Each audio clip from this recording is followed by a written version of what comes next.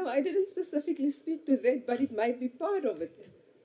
I can't say it's just this or it's just that. It will have to be a whole number of things that will have to be looked at. And to be clear, with regards to insourcing or outsourcing of services, that specific question, that wasn't part of my reply. And I can't say absolutely, yes, you can just insource or yes, you can just outsource because it's situational. That's fine. I'm trying to manage time, Chair. Let's move on. So, you are a magistrate. I was an acting magistrate. Okay. And then in your career, how many people have you had in your office reporting to you relative to, if you were to be given this position, do you know how many people are going to be managing or leading in the office of the PP? In my career, I have managed a number of people per office. Probably in the two offices together, it might be more than 80 people. I'm talking about my time now at Legal Aid. So I'm used to work with large numbers of people. In this instance, it might be hundreds of people, obviously because the scope is bigger. But to me, it will be more people, but it will remain the same to me. Do you have an idea of how many people are in the office of the PP currently? A couple of hundreds of people. There's temporary staff and permanent staff, so it might be approximately 500, more give or take. Okay. Should the public protector make a call for donations from individuals and corporate companies? What do you think about donations from such entities? The public protector gets funding normally from Parliament, but if that is insufficient in order to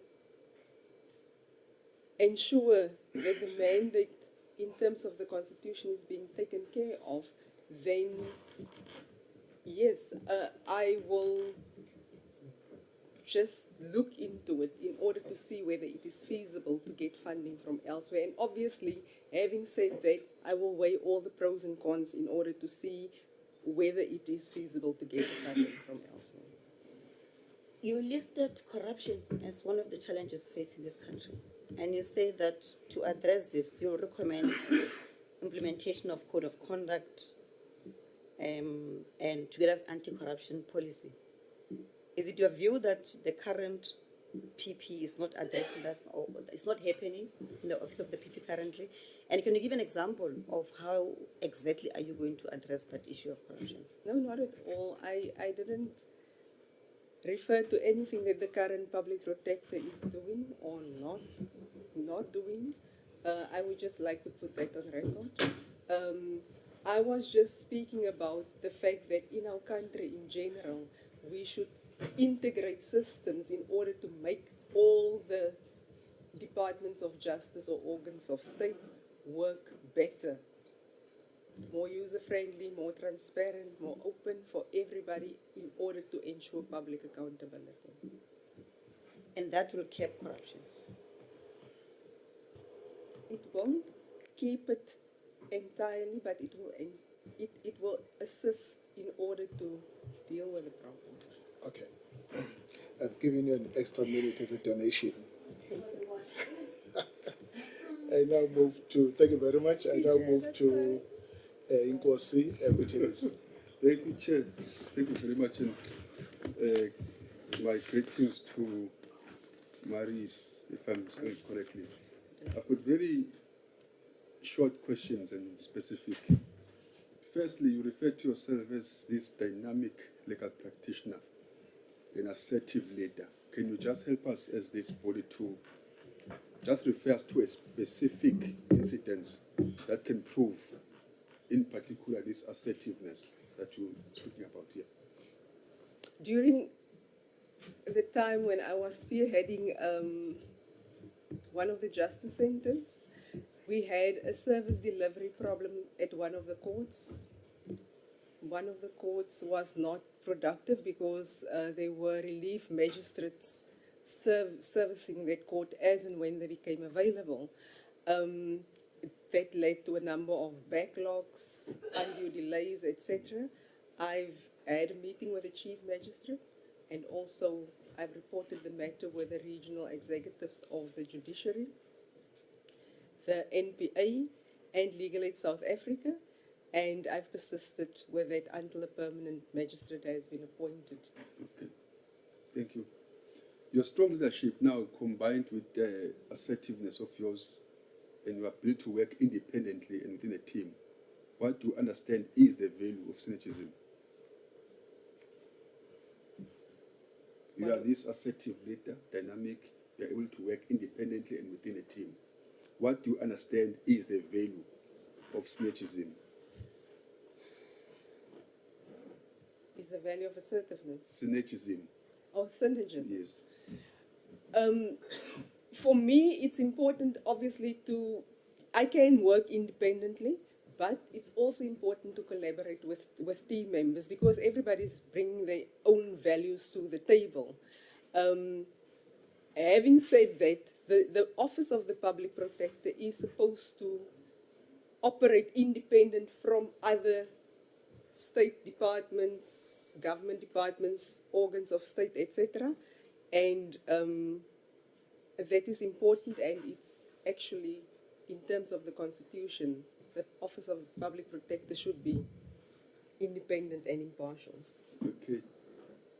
Of course, you are not vying to be a councillor or a minister or a director, but to be a public protector. Therefore, how do you think you can use this office to advance the government's agenda in terms of service delivery? Because this office does not deal directly with the service deliverables rather. How I can advance service delivery? How are you going to advance government's objectives in terms of service delivery, since this office does not deal directly with water provision, road construction and all that? I will deal with it through my investigations. If I get an inquiry for an investigation for service delivery or pertaining to a service delivery problem, I will investigate it, give the other party an opportunity to give their input. I will evaluate that input, and obviously, together with all the facts and everything, give my report together with a recommendation in order to ensure that the service delivery that should happen is being afforded to the people. Okay. If you happen to be appointed, do you have some fears that politicians will try to influence you? If so, what do you think you can do if you come across that? I'm not affiliated to any political party, so I don't have any fear that political parties would like to influence me. And even if people would like to do that, I think one of the values of the public protector in terms of being fit and proper is to be incorruptible. So I'm not afraid about that for myself. Okay. Last question. You are quite aware that our country is still battling with the issues of gender imbalance at workplace.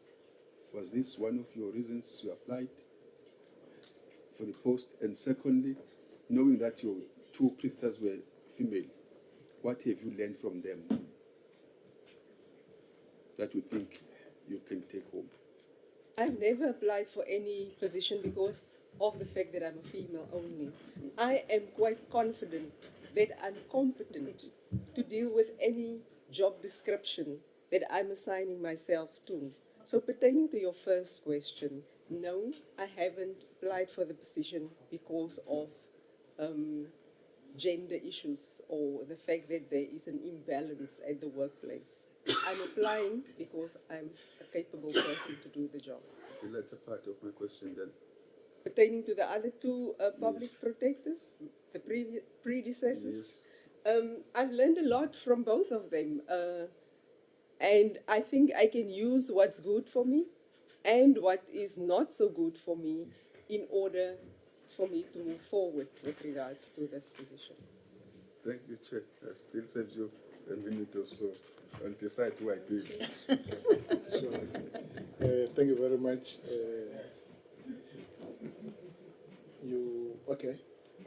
Honorable All right, Chape. Thank you. After Not Honorable discretion Buchanan. high. Thank you, Chairperson. Good afternoon, Advocate Maroy. Good afternoon. Let's go to the institution that you are applying for. What would you say are key programs of Public Protector SA? What is your opinion about them? And if there are changes that you would want to effect, what will that be on the programs? Programs for PPSA. With regards to the current situation at the office of the public protector, I think that one will have to review a lot of things at this stage in order to see, depending upon the current situation, the issue pertaining to staff that might not be sufficient to do the work. There's a lack of resources at the Public Protector's Office. All of those things will obviously have an impact on the current programs that should be dealt with. Which are, I asked the So- first question, what are these programs? Do you know the programs? Yes, the Public Protector is having a lot of, say for instance, there's outreach programs to the people in outlying areas. The Public Protector, through all those programs, wants to instill confidence in the public that all is well within the public sphere. Okay. Let's move on in the interest of time. Your experience in the public service. I noticed in the CV that it has been around you being a legal practitioner for legal aid and acting magistrate and so. Now the role of the PP requires you to meet particular standards expected of the holder of the public office. What do you understand about the expected standards as defined in Section 195 of the Constitution, and how will you apply them as PP? The expected standards. Yes. The Public Protector herself must be a person of integrity, honesty, professionalism, a trustworthy person, and as I said earlier, a person that should be incorruptible. All of those things will ensure that the Public Protector is functioning independently and impartially without fear, favor, or prejudice. Tapping on what Honorable Mautwe earlier on asked you in your response on the question about corruption, one of the issues that you're stating here on it as a key challenge, you're saying obviously you will recommend the review of the public procurement legislation. What is particularly wrong with the procurement legislation? I wouldn't say that there's something particularly wrong. I do believe that one can always enhance what already exists. So that is what I meant by what I was saying there. It doesn't Reviewing mean it just to enhance. to see whether we can enhance it, whether we can make it better. Okay. My last question also on that. You also indicated the challenge as energy crisis. And you're stating here that part of my remedial action will include a recommendation for implementation of vital structural reform measures, which will unlock the country's growth potential. Do you mind naming these structural reforms measures? I was talking specifically about the plants that needs attention and that should be upgraded. Those are the reform measures that I'm talking about. Structural reform measures. Obviously, you want to couple that with implementation of good operation practices at ESCOM. What's wrong with the practices at ESCOM? Again, I'm not saying that there's something wrong with it. I'm just saying that one can look at it to see how we can improve, because for me, if a current system appears not to be working, then it's good to look at it, to review it, and to see whether it's possible to enhance it. Chair, I donate to Honorable Lesson. Thank you. I done. I thank you very much. The next honourable member to ask the questions is Honourable Hall. Thank you, Chair. Good afternoon. In your practice of law, either as at legal aid, as a magistrate, or as an advocate, to what extent have you worked with administrative law, other matters of public law, like specifically procurement law and public finance legislation? I've worked a lot with the Public Finance Management Act, for instance, during the period when I was Justice Centre Executive, and that was for 8 years approximately. Also within the confines of the Legal Aid Act, and the policies and procedures. So I've worked a lot with public administration as well as public monies, and budgeting, how to budget monies, transferring of budgets, etc., etc. And my question was, as part of your practice of law, so I understand that as part of management you would have had to do with it from that side, but as part of your legal practice and your... As part of my legal practice, I've dealt with administrative law, but I wouldn't say that was an extensive part of the law that I've dealt with, or that I specialized in that. But I have dealt with it during my practice. So in terms of the public protector and its duties and functions, what must always precede remedial action? It's important, obviously, if I do an investigation, it's to afford the other party or the relevant party an opportunity to give his or her input, and then I will evaluate that before I will make a recommendation and say what the remedial action should be.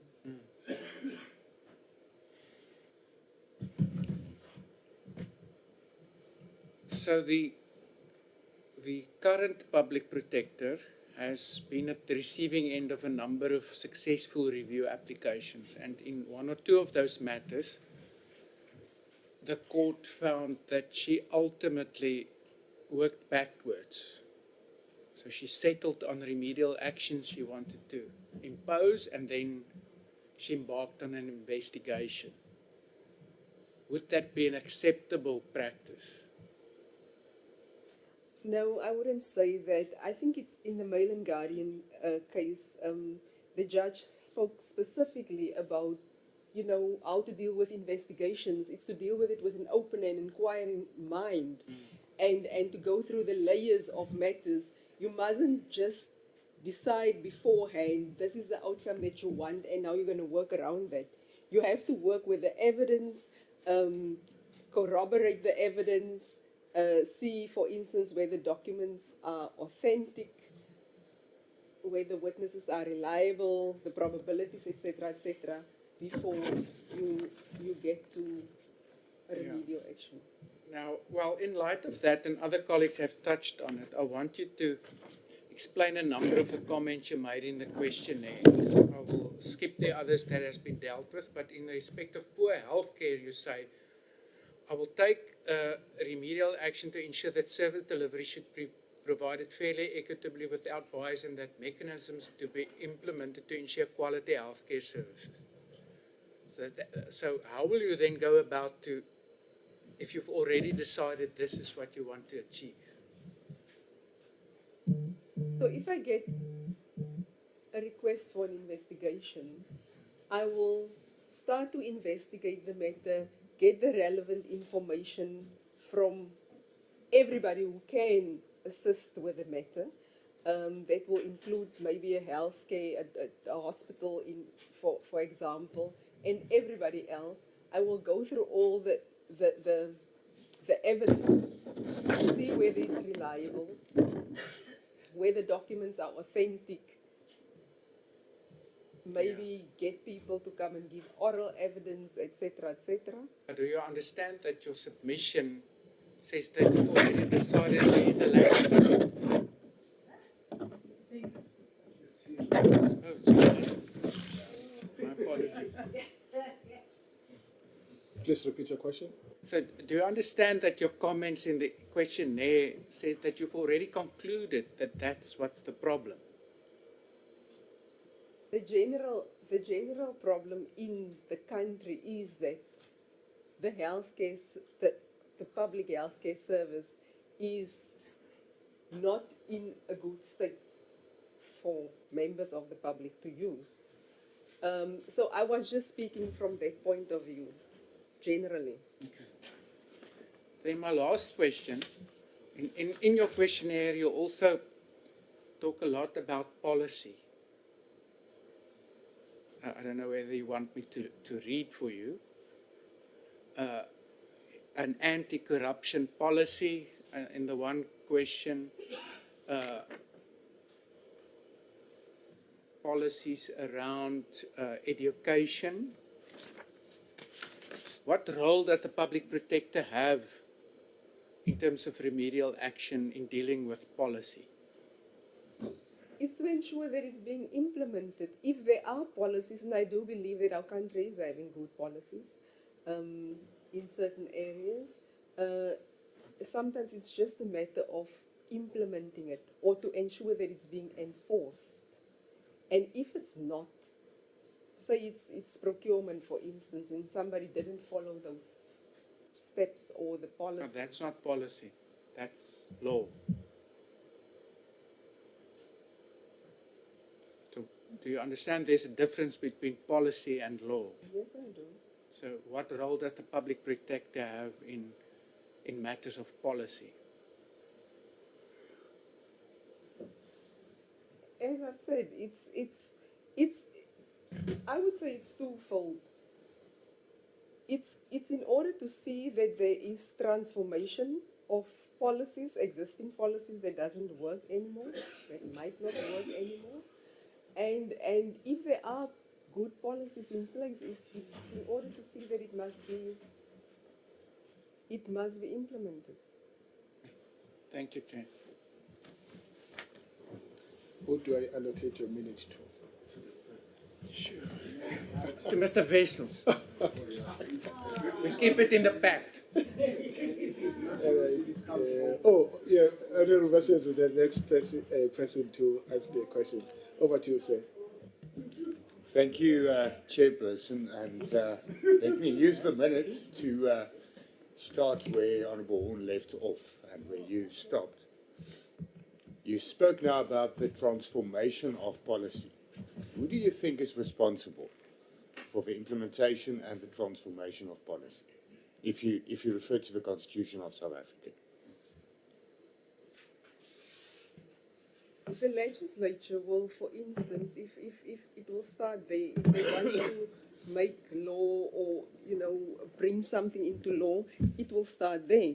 So, and from all those discussions, it will flow for policies to be made or to be implemented, etc., in different spheres of the government. So you do understand the separation of powers doctrine and Yes. where a Chapter 9 institution fits into that? Yes. Okay. Understanding that, if we can reflect on, do you think if you reflect on the past, since the establishment of the public protector and also in recent past, do you think the public protector has ever encroached on another Chapter 9's functional area or mandate? And can you give an example?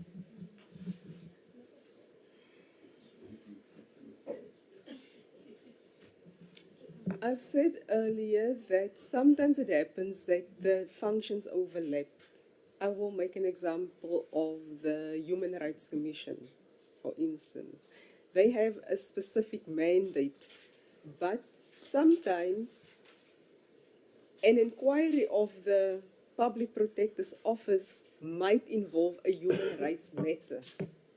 So the complaint or the inquiry wasn't initially about human rights, but that might come to the fore.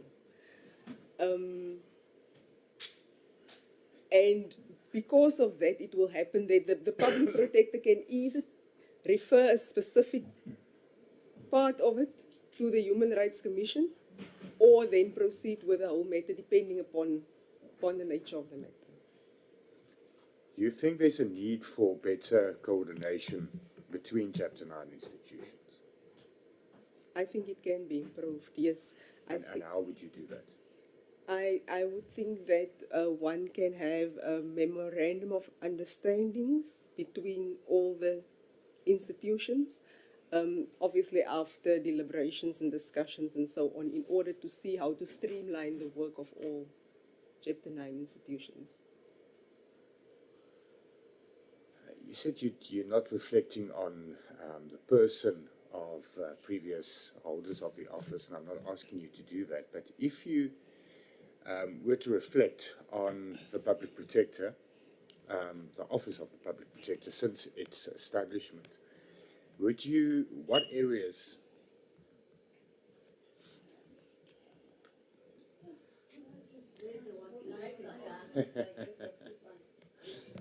I don't know. People, the mics are on. The system is on. Please, if you could just have that established. Thank you.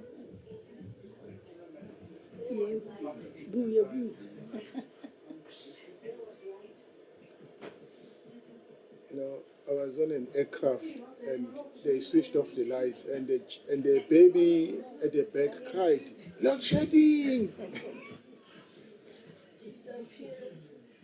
Yeah, colleagues, I find 2 minutes is required to have the system completing itself. So we're taking these 2 minutes from Janji.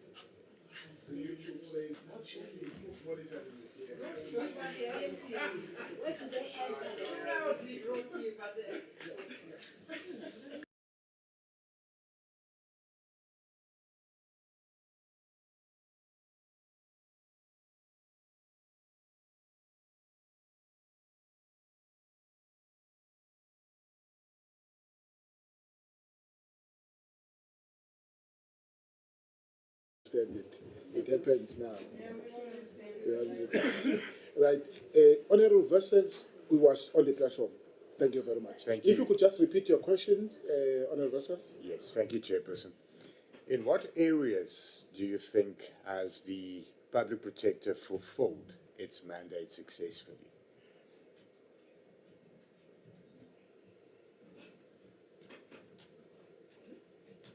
I would say in ensuring good governance with regards to public or government institutions. The Public Protector was doing well, I think, in the recent past, in that area specifically, and should be commended on that. Where's improvement needed, do you think? In the Office of the Public Protector. Overall, in terms of areas where there's fulfillment of the mandate?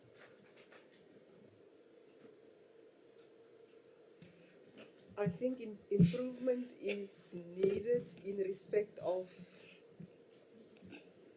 I would say, just general matters of general concern pertaining to the public at large, because of the fact that high-profile matters take so much attention and resources, etc., and because of the lack of resources or paucity of resources at the offices of the public protector, it's very challenging to focus on the vast majority of matters pertaining to ordinary citizens. So I think that can be improved with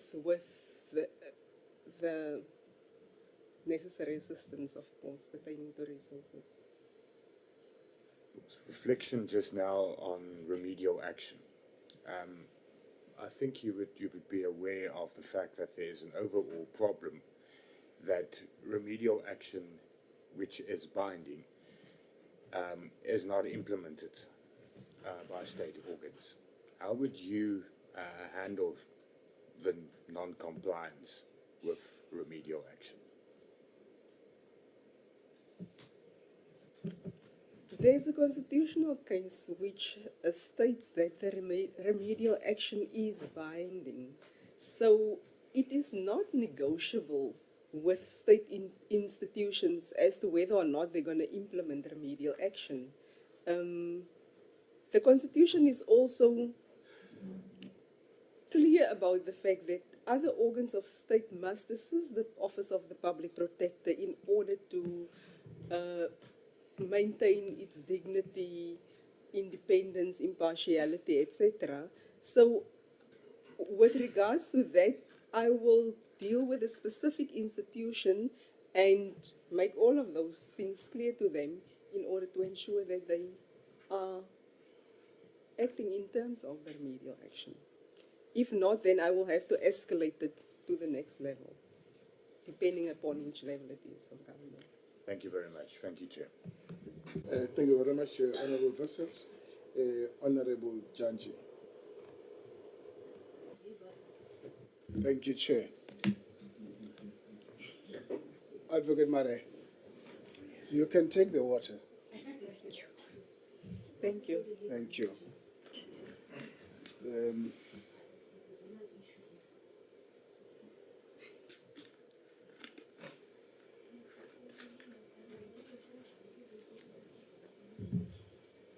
So your prayer is to become the new public protector. Can you just confirm that with me? Yes, I do.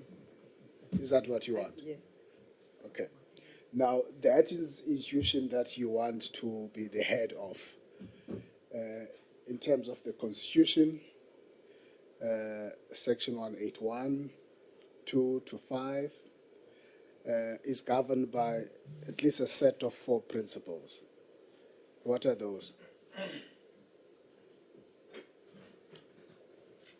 Section 181 is about, or from Section 181 onwards, it's about the appointment of the public protector and obviously the attributes that the person must have in order to become. Yeah, the appointment is on Section 193.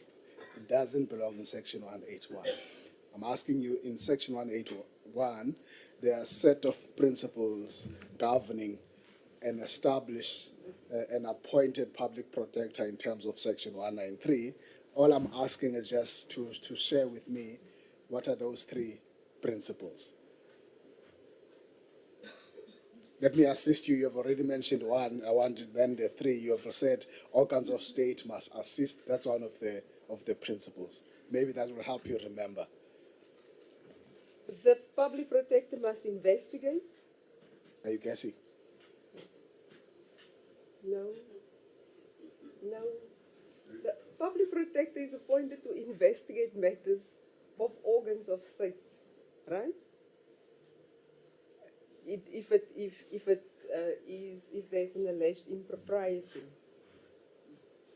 and the person must also write reports and make recommendations. It's not one of those principles. Let's leave that.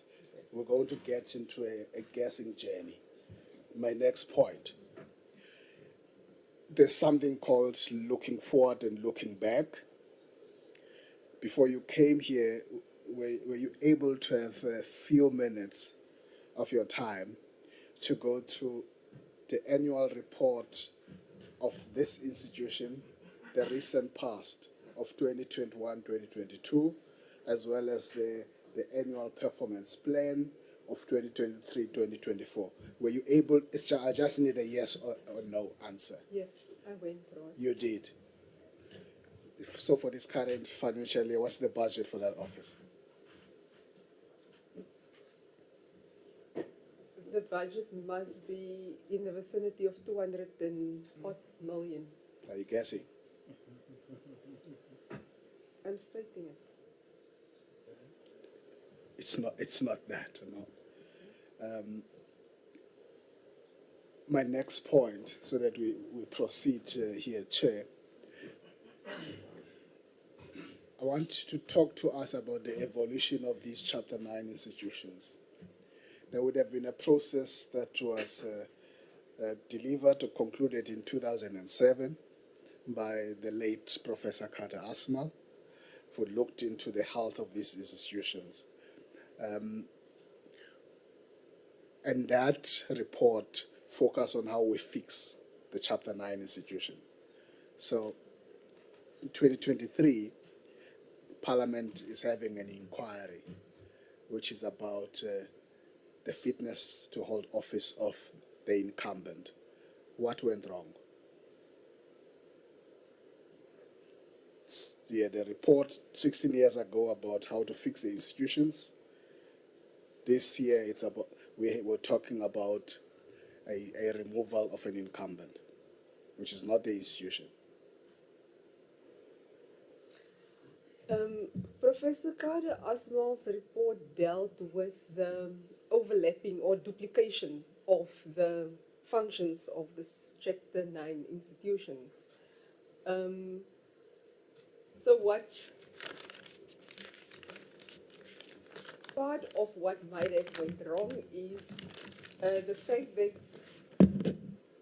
certain institutions could have dealt with certain matters or certain functionaries instead of the office of the public protector. And I think because of that, there were a number of reviews, matters being taken on review, etc., as a result of that. Okay.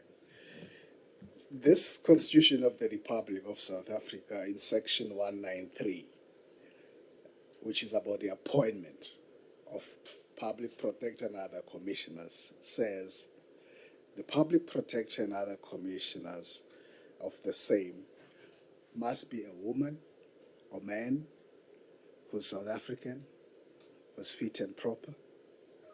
I just want you to help me because I've already helped you just running it through, just with two things.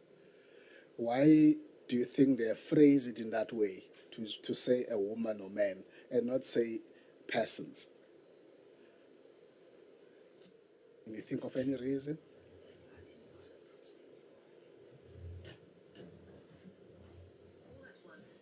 I think it's in order to ensure inclusivity Of who?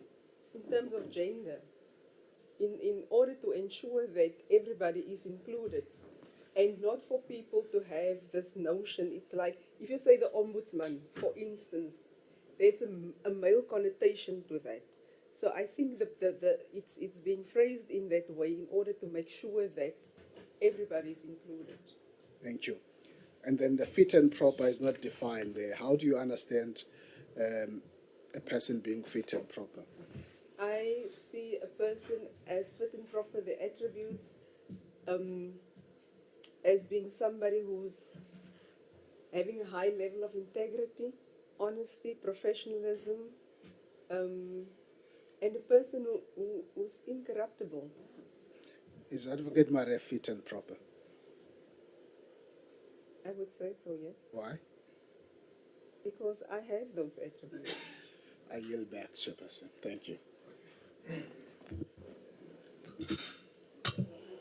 Oh, you've saved me a minute and a half. Thank you very much. It's now Honorable, Honorable Makwanisha, and then I'll move to Honorable Disoma.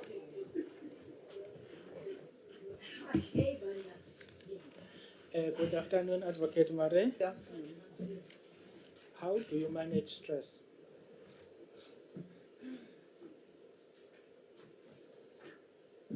It's situational. It depends upon the situation. But normally, if it's in my free time, I read or I go for a walk or something to clear my head a bit. If it's at work, then I will just take a little break to regroup, and then I will proceed with what I have to deal with.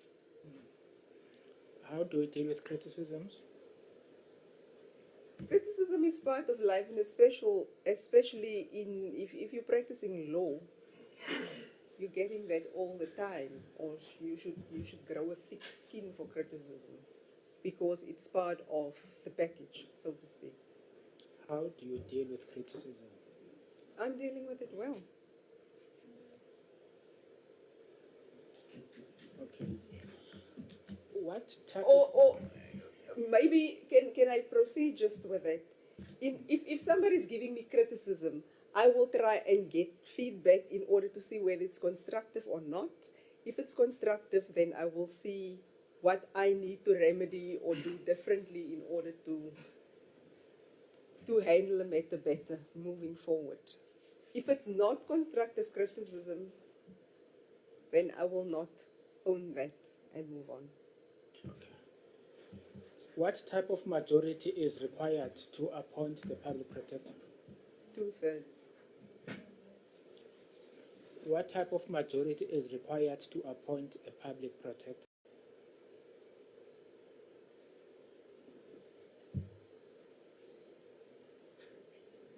Two-third majority of the members who's interviewing of the panel. Is there a difference between 2/3 and 60%?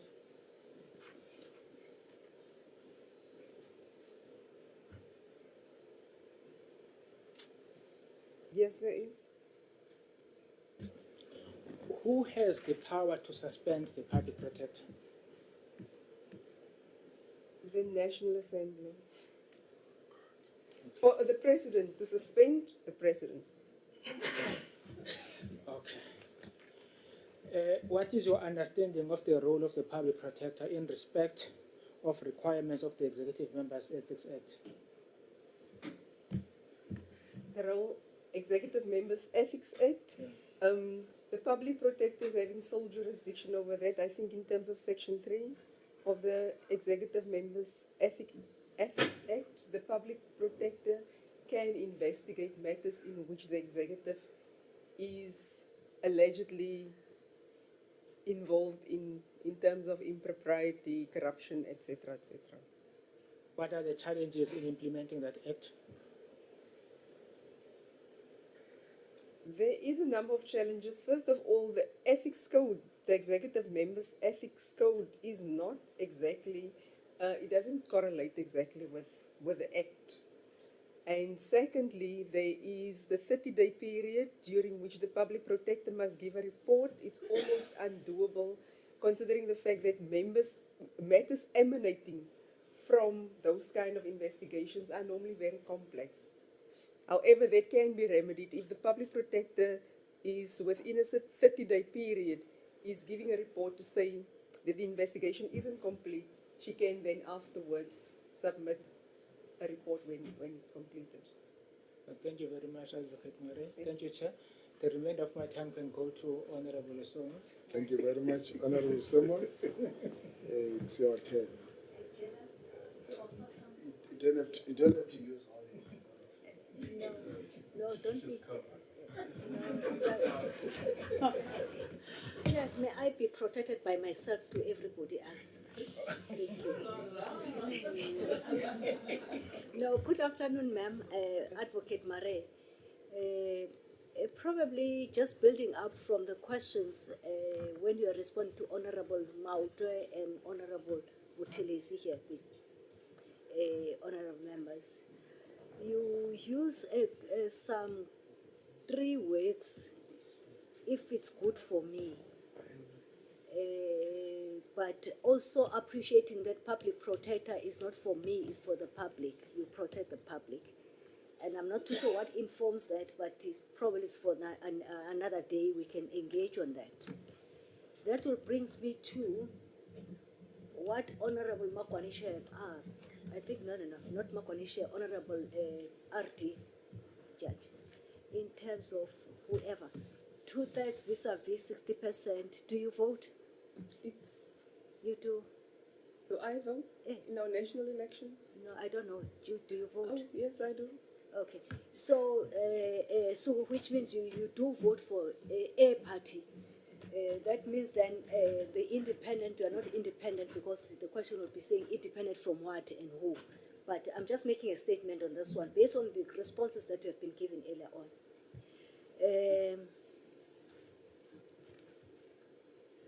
Honorable Horn raised a matter on around remedial actions. Would you agree with me that some of the remedial actions from today backwards that have been pronounced by the public protector as an institution, leave your own body, the face, some of them, they tend not to be implemented by the relevant bodies? Would it, because of those remedial actions are not implementable practically?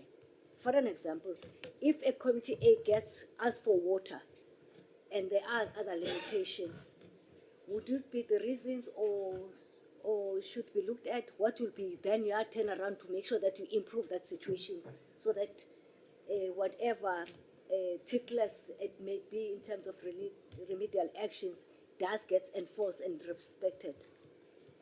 I'm talking about turnaround now. Thank you. I think that the remedial actions should be practical in terms of implementation. When recommendations is being made, then one should ensure that it can be practically implemented. And also in terms of the nature of it and also in terms of the time frames. Okay, thank you very much, Chair, through your good self, Advocate. Probably give me just one case scenario. What, in terms of your view, that can be done to improve cooperation between and coordination between Chapter 9 institutions and related to independent state institutions as the way. I know it has been asked, but I want to be specific in terms of not generalizing. Take just one case study that you can just share with us that can be employed. Of how the institutions can cooperate. I took Chapter 9 institutions, but I will make an example now of the Special Investigations Unit, for instance.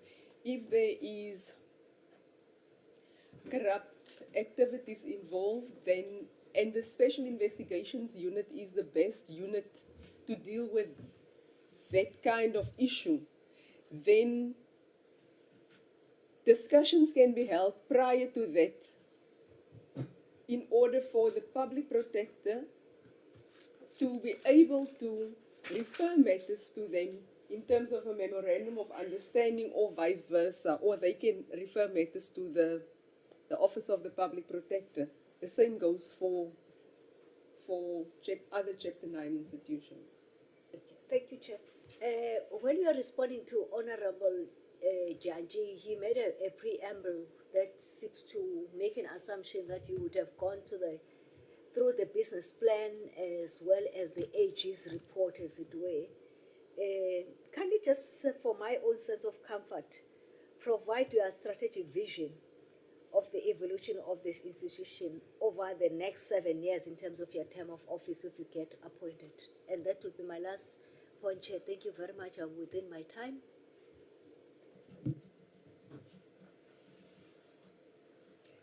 I will make the Office of the Public Protector more accessible to people at grassroots level, and especially poor and vulnerable people, because I believe that, considering our history in our country, those are the people who are normally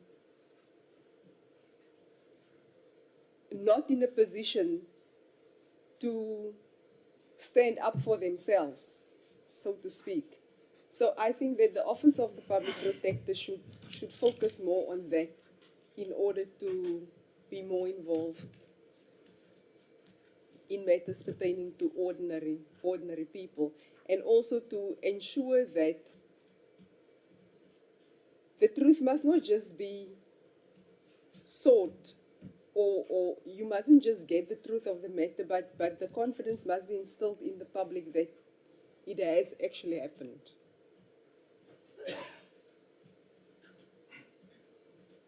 Thank you. Are you done, Honorable Soma? Yes. All right. Just one last question from myself. There are institutions that are by law sworn to confidentiality. One of them is SARS, the South African Receiver of Revenue. Section 69 of the Tax Administration Act prohibits an official of SARS from disclosing taxpayer information to any person who is not an official of SARS. To what extent, in your view, does that limit the exercise of power by, or the mandate of the public protector? If it does, can that be avoided in any way? Do you have any suggestions to give? There's actually a constitutional case that dealt with that specific section,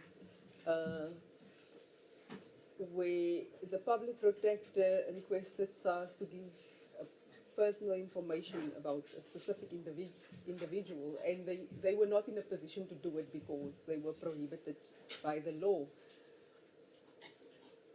If the law prohibits you to do something, I'm going to start now with SARS employees. They are not above the law. So it doesn't mean because of the fact that the public protector is asking for the information that it must be done contrary to the law. Because the public protector is also subject to the law. So how they could have been prohibited to get tax information from somebody, in this instance, was to request the person, maybe for the information, and to see what the person's attitude would have been. Maybe he could have given the information. And then it wasn't necessary to revert to SARS and to put that kind of pressure on them that ultimately led to this constitutional court case. So I think that everybody should work within the confines of the law in our country. Even if it limits the exercise of your mandate. If it limits the exercise of your mandate, then you must work within the scope of your mandate. So be it. Thank you very much. All right, I think we've come to the end of this session. Let me thank you very much for your time and of course sharing your wisdom with the colleagues. We wish you a safe trip back home. You are from Graf? Yeah, originally. Originally. Now you are based? I'm in Joburg. In Joburg. Okay. Please, a safe trip back home. Thank you so much for your time and thank you for having me. The colleague will walk you out as he walks. Oh, no, I think we're at the end. Oh. Okay. Sure. Okay.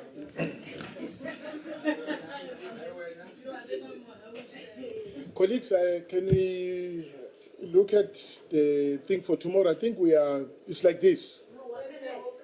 But let's start at 9. Oh. No, we will definitely do. Let's try. Yeah. Let's try our best. I emphasize the point. We're starting at 9. All right, we'll start at 9 tomorrow. I think everything is still fine, eh? Yes. All right, so until we meet again.